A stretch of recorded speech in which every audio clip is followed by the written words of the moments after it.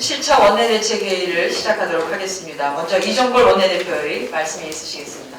박근혜 정부의 주요 인사들 그리고 대통령, 여당의 인사들은 스스로 경제가 어렵고 위기이고 민생들이 너무 힘든 상태에 놓여 있다. 이렇습니다. 마치 새로운 정부를 구성해서 앞으로 그것을 잘 해보겠다는 뜻으로 모든 시간을 씁니다. 국민 여러분, 이미 박근혜 정부는 오늘로써 3년이 됐습니다. 그리고 박근혜 정부를 또 있게 해준 이명박 정부 5년이 있습니다. 8년 정부가 할 얘기는 아닙니다. 8년 정부는 지금 왜 이런 경제 위기가 왔는지, 왜 이런 경제 실패가 있었는지, 민생 파탄이 왜 있었는지에 대해서 스스로를 돌아보고 스스로에 대한 성찰을 통해서 답을 구해야 합니다. 그리고 책임을 지겠다는 말씀부터 시작을 하고 그러나 지금이라도 한 번 더 열심히 해보겠다는 뜻을 밝혀야만 그것이 정상적인 논법이라고 봅니다. 오늘 3년의 평가를 정책위원회에서 했습니다. 오늘 이 원내대책회의 이후에 있게 될 박근혜 정부 3년의 그 참혹한 결과에 대해서 심도 있게 국민들에게 발표하겠습니다. 국회 막바지에 테러방지법에 대한 정부의 억지 주장과 우리 당 입장에 대해서 말씀드리겠습니다. 어제 여야 지도부는 반테러법 제정을 둘러싸고 두 차례에 걸쳐서 6시간 이상 회동을 가졌습니다. 그러나 진전된 합의는 없었습니다. 우리 당은 정부 여당의 테러방지법과 우리의 위해금지법 두 가지 중에 정부 여당의 법을 테러 정보 수집을 위한 국정원의 상시적인 금융거래 감시 및 통화감청법이라고 간주합니다. 장시간 회동을 하면서 야당의 테러 정보 수집을 위한 국정원의 상시적인 금융거래 질서 및 통화감청법을 왜 반대하는지 이유가 더욱 명확해졌습니다. 더불어민주당은 현행 법률 체계의 미비 때문에 대테러 방지 활동이 효율적이지 못하다는 정부 여당의 주장에 결코 동의하지 않습니다. 우리나라는 86년 아시안게임, 88년 올림픽, 2002년 월드컵, 2005년 에이펙, 기타 이후에 있었던 많은 정상회담에서 테러 위험이 아주 높았던 세계적인 행사들을 완벽하고 안전하게 치렀습니다. 현행 테러 방지 관련 법률로도 그 정도는 할 수 있기 때문에 그렇습니다. 테러 정보의 수집 작성 배포는 국가정보원법 3조에 규정되어 있습니다. 국가정보원은 테러 방지에 관한 정보 활동을 할 수 있고 또 하고 있습니다. 테러 방지 법안에서 열거한 테러 개념인 항공위해, 국제보호임무에 대한 범죄, 항해 및 대상 플랫폼의 안전, 테러 행위에 대한 폭탄 테러 행위에 대한 모든 존재하는 국내법인 형법과 범법들 이것이 처벌 규정으로 되어 있습니다. 또한 적의 침투 위협에 대응하기 위해서 각종 국가 방위 요소를 통합해서 동원하는 통합방위법, 비상대기 자원관리법도 이미 마련되어 있습니다. 테러에 관한 관계기관의 신속한 대응에 관해서는 국가 테러 활동 지침이 이미 노무현 정부 때 성안돼서 시행 중에 있습니다. 새로운 유형의 테러 행위가 있으면 현행 체제가 대응이 효율적이지 못하다는 생각이 있을 수 있다 하지만 그것에 맞춰서 법과 제도를 보완하면 되는 것입니다. 이 법은 이번 2월 국회에서 시급하게 처리해야 할 필요성도 그렇게 높지는 않습니다. 다만 그 위험에 대한 예고는 충분하다고 있어야 된다고 생각합니다. 우리 당의 테러 방지법은 이러한 과잉법을 피하고 꼭 필요한 대응만을 담고 민주적 통제가 가능하게 하는 것입니다. 아시다시피 국정원 중심의 테러 방지법의 경우에는 그 남용에 대해서 결코 접근할 수 없고 그에 대한 교정의 기회가 없고 국정원이 반대하고 지금 심해 권력 관계에 의해서 모든 법 위반 사실을 밝혀내지 못하는 한, 즉 검찰이 수사하지 않은 한 국정원의 위법 행위를 결코 어느 국민도 밝혀낼 수 없기 때문에 그렇습니다. 그래서 불가역적이라는 얘기를 합니다. 더불어민주당은 정부 여당이 국정원 중심의 테러방지법 제정을 위해서 사실관계를 심각하게 왜곡하고 있다고 판단합니다. 정부 여당은 국가정보원의 중심 역할을 하는 테러방지법이 통과되어야 한다고 주장하고 있습니다. 대테러 업무를 정보기관에서 총괄하지 않는 나라가 없으며 국정원이 하지 않으면 테러 관련 국제적인 정보 교류 등 공조가 되지 않는다는 것이 여당의 주장입니다만 그것은 사실을 명백히 왜곡하고 있는 것입니다. 미국은 국가정보실장 산하 국가대테러센터에서, 일본은 경찰청, 경비국, 외사정보부, 그리고 법무부, 형사국, 공안과에서, 영국은 내무부 산하 보안부 등 수개 정보기관에서, 독일은 내무부 산하 연방헌법보호청이 국내의 내 외국인 테러리스트 동향에 관한 정보 수집 업무를 총괄하고 있음이 저희들 조사에 의해서 알려졌습니다. 유엔이 대테러 방지에 관한 법률을 제정을 권고하는 조항은 우리나라에서는 이미 현행 법규로 다 대항하고 있는 내용들입니다. 정부 여당의 주장들에 의하면 테러 방지법이 없어서 유엔 등과 국제 테러 정보에 대한 협조가 이루어지지 않아야 하는데 현재까지 이런 공조 업무 차질이 있었던 사례가 국내에 보고된 바가 전혀 없습니다. 우리 당이 만든 테러방지법은 권한남용과 인권 침해의 소지가 적고 민족 통제 가능한 기구를 만들어서 테러방지 업무를 담당하게 한다는 것입니다.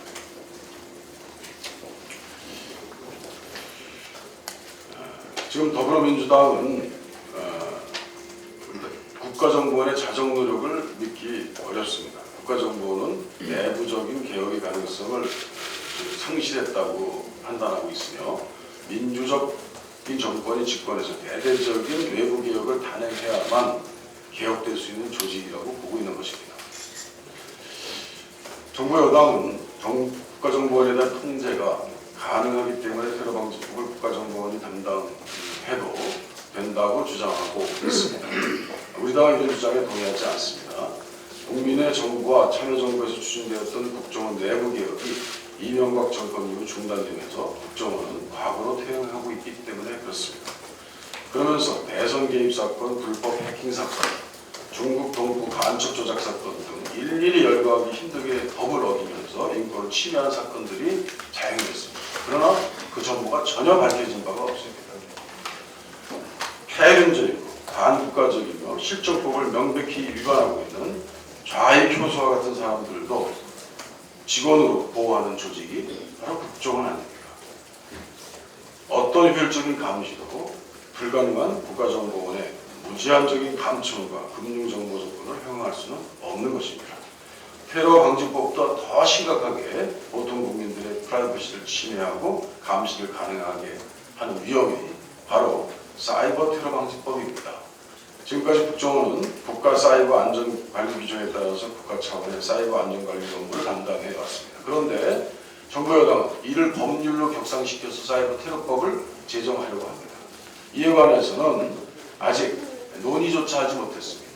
4차에 관해서 정부의 소위가 이루어졌다고 합니다만 정부 여당의 입장만 개진되었을 뿐 이 정부에 대해서 큰 문제를 제기하고 있는 저희 당은 논의에조차 참여하지 않은 상태입니다. 이런 내용도 성안되지 않는 대테러법을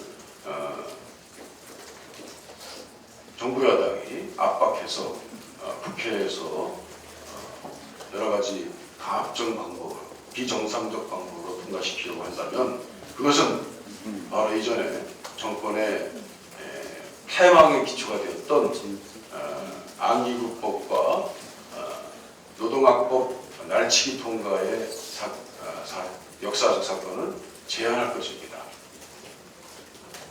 아시다시피 저희는 국회법의 잘못된 취지를 잘못 오해하는 방식으로 통과하려고 하는 그 짝퉁의 절차들을 결코 해서는 안 된다라고 경고하고 있습니다.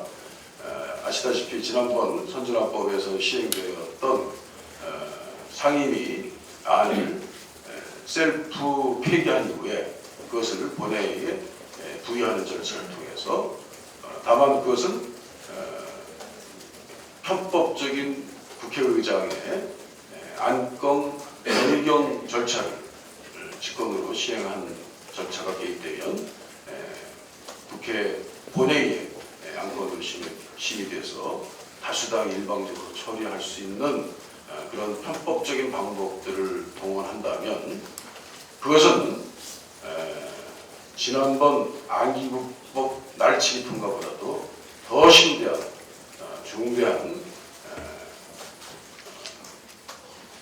탈법 행위를 저지르는 것이다라는 것을 분명히 오늘 말씀드리면서 그런 절차가 진행되는 것에 대한 생각은 꿈도 꾸지 말라고 하는 경고의 말씀으로 오늘 말씀 마치려고 합니다. 네, 감사합니다. 다음은 이목희 정책위 의장의 발언이 있으시겠습니다.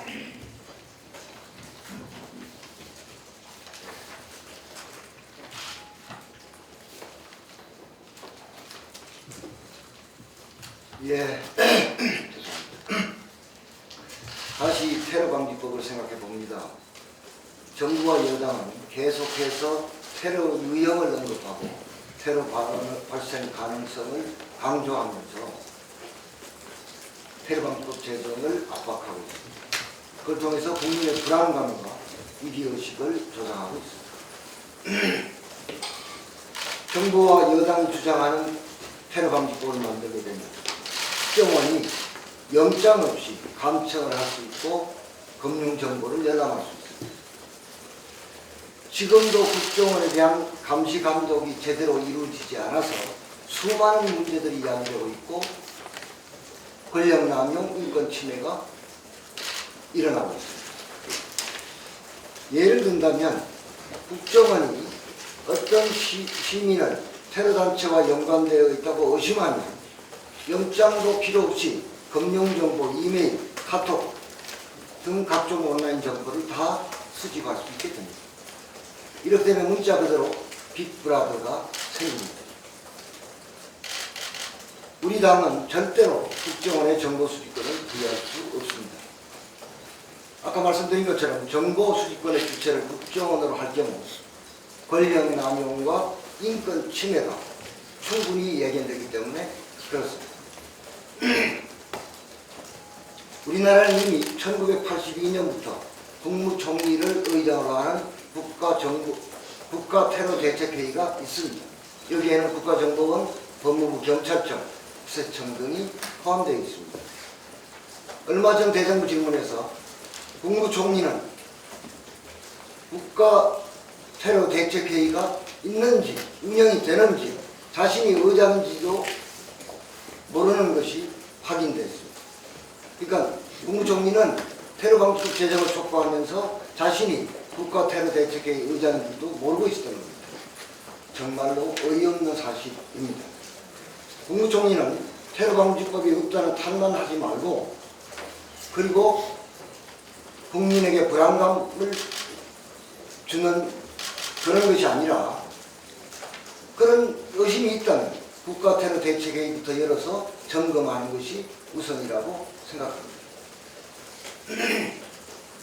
국가테러대책회의라는 제도가 있는데도 소집도 안 하고 운영도 안 하면서 국가정보원의 권한만 강화하자는 그런 속내가 어떤 것일지를 우리 모두는 짐작하고 있습니다.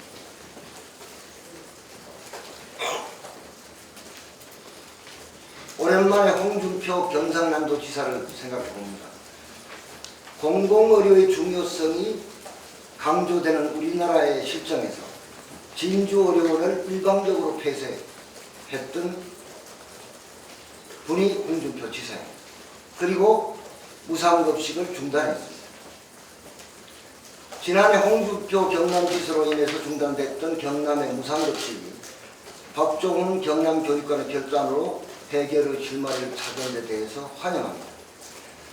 박종훈 경남교육감은 2016년 무상급식 식품비 1244원 중에 경남교육청이 622억 원을 부담하고 경상남도에서 지원하는 453억 원을 조건 없이 받아들이기로 결정하면서 경상남도 무상급식 문제가 타결됐습니다. 그간 전국에서 유일하게 경남 무상급식이 중단되어 경남의 학부모들과 학생들이 어려움을 겪었는데 새학기를 앞두고 문제가 해결되어 다행스럽습니다. 지금 새누리당 소속 다수의 국회의원과 예비후보들은 선거를 앞두고 무상급식을 주장하고 그것을 공약으로 내걸고 있습니다. 경상남도의 국회의원들과 예비후보들을 말합니다.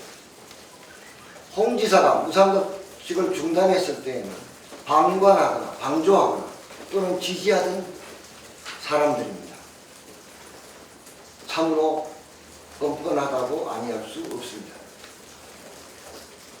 이제 자신들의 주장이, 과거의 자신들의 주장이 잘못된 것임을 인정한다면 앞으로는 이런 사태가 없이 경상남도의 아이들도 질 좋은 무상급식의 혜택을 받을 수 있도록 적극적으로 협력하기를 바랍니다. 다시는 개인의 정치적 의도로 인해 학생들의 급식이 중단되는 사태가 일어나서는 안 됩니다. 더불어민주당은 무상급식이 중단되는 사태가 발생하지 않도록 총선 공약에 담고 20대 국회에서는 무상급식 법안이 통과되도록 노력해서 학부모와 학생들의 걱정을 덜도록 하겠습니다. 고맙습니다. 네, 감사합니다. 다음은 이석현 국회부의장님의 발언이 있으시겠습니다.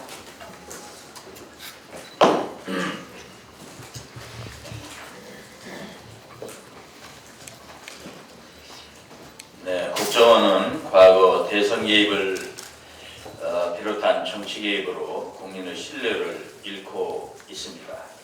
심지어 저한테까지도 이명박 정권 때 호되게 대통령을 비판했더니 국정원이 2번이나 저를 명예훼손으로 검찰에 고소했었습니다. 우리 당이 국정원의 민간정보 수집을 가능케 하는 테러 방지법을 우려하는 것도 바로 정치적 목적으로 이용할 가능성 때문입니다. 테러 방지를 국정원에 맡기려면 먼저 국정원의 체질 개선이 필요합니다. 지금 청년 실업이 심각합니다. 올해 1월 청년 실업률이 9.5%로 역대 최악의 수치입니다. 박근혜 정부의 청년 고용 정책은 완전히 실패한 것으로 판명났습니다. 이런데도 불구하고 정부는 고용 여건이 개선되고 있다고 자화자찬하고 있습니다. 또 지난 17일 공공부문 비정규직 고용 개선 대책이라면서 공공부문 비정규직을 무기계약직으로 전환한다고 발표했습니다. 그러나 이런 정도의 대책으로는 원발의 오줌 누기입니다. 지금 청년 실업 문제는 변죽을 울리는 찔끔 대책이 아니라 획기적이고 과감한 정책이 필요한 비상 상황입니다. 우선 정부는 공공부문 일자리를 대폭 확대해서 현재 7.6%인 공공부문 고용 비율을 OECD 평균인 21.3%의 절반까지는 끌어올려야 할 것입니다. 민간 영역에서도 청년 고용 할당제를 대기업까지 확대 적용해야 하고 그 이전에라도 대기업들은 고통분담 차원에서 자발적으로 청년 채용을 확대하는 노력을 보여줘야 할 것입니다. 이상입니다. 네, 고맙습니다. 다음은 김태년 의원님의 발언이 있으시겠습니다. 예, 김태년 의원입니다. 아직까지 선거구가 획정되지 못하고 있습니다. 무법 상태가 장기간 지속되고 있고요. 내일 모레가 선거인데 각 지역구에서 선거를 뛰고 있는 예비 후보들의 혼란은 계속되고 있습니다. 이건 새누리당의 새누리당 이른바 친박들의 야비한 정치 행태 때문에 벌어지고 있는 겁니다. 이른바 대통령 관심법하고 연계시킨 것도 아주 잘못된 것입니다. 그런데 더 아주 비열한 속셈이 있습니다. 선거구 획정을 최대한 미뤄서 이미 법안까지 통과된 공정한 경선을 위해서 도입이 된 안심번호 이 제도를 사용하지 못하게 하려고 하는 것입니다. 더 나아가서는 상향식 공천을 무력화시켜서, 그러니까 시간을 안 줘서 상향식 공천, 경선할 시간을 주지 않아서 이른바 진박들을 내리꽂겠다고 하는 음모가 도사리고 있습니다. 민주주의가 정상적으로 작동하기 위해서는 선거를 공정하게 치르는 게 핵심입니다. 이런 비열한 음모 때문에 대한민국 정치와 민주주의가 질식 상태에 이르고 있습니다. 이제 시간이 없습니다. 오늘이라도 선거구 획정 기준을 선거구 획정위원회에 넘겨서 빠른 속도로 선거구 획정을 완료해서 이 혼란 상태를 끝내야 합니다. 아울러서 한 가지만 더 말씀드리겠습니다. 석패율제 도입과 관련한 문제입니다. 이미 정개특위가 기한 만료되기 전, 그러니까 작년 12월 15일 이전의 협상 과정에서 양당 대표들 간에 또 양당 대표를 포함한 정개특위 간사, 또 원내대표 이런 여러 차례 협상을 통해서 석패율제 도입은 이미 잠정 합의가 된 상태였습니다. 그리고 새누리당의 이른바 김문수 보수혁신위원회에서도 석패율제 도입은 당론화되어 있습니다. 김무성 대표도 석패율제 도입은 해야 한다고 말씀을 하신 바가 있습니다. 그리고 이건 방금 말씀드렸듯이 잠정적으로 합의가 되어 있던 사안입니다. 그러니까 여러 가지 선거제도 논의 과정에 있어서 이 석패율제는 이른바 석패율제 도입은 이른바 구둔자였었습니다. 그런데 지금 와서 새누리당에서 이 제도를 도입하지 못하겠다고 합니다.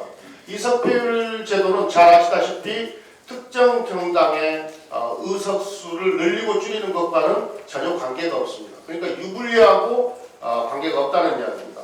자당의 비례대표 순번에 특정 지역, 그러니까 취약 지역의 특정 지역 특정 후보를 중복시키는 것이기 때문입니다. 그런데 못하겠다고 합니다. 이유를 희한한 이유를 댑니다. 국민의당이 생겼기 때문에 상황이 바뀌었다. 작년과 상황이 바뀌었다라고 하는 이유를 댑니다. 국민의당 창당과 석패율제 도입은 전혀 상관관계가 없습니다. 이 석패율제를 도입하지 못하겠다고 하는 이유도 역시 영남 출신 의원들이 자기 텃밭에 야당 의원들이 진출해서 이후에 정치적으로 경쟁 구도가 형성되는 것이 귀찮고 또 두렵다는 그런 속내를 드러낸 것 뿐입니다. 아시다시피 우리 야당이 대한민국 정치 선진화를 위해서 권역별 연동형 비례대표 제도 도입을 요구했고 주장했습니다마는 여당의 완강한 반대에 의해서 아직까지 합의를 못하고 있습니다. 최소한 지역구도 대한민국 정치에 있어서 가장 거실적인 문제라고 하는 이 지역구도를 완화하기 위해서 최소한의 석패율제 이 제도라도 이 도입시키는 것이 그래도 19대 국회가 대한민국의 정치를 조금이라도 개혁하기 위해서 그래도 좋은 제도 하나는 도입했다 이런 평가를 받을 수 있지 않을까 생각을 합니다. 지금이라도 여당에서는 이 석패율제 도입에 대해서 동의하시기 바랍니다.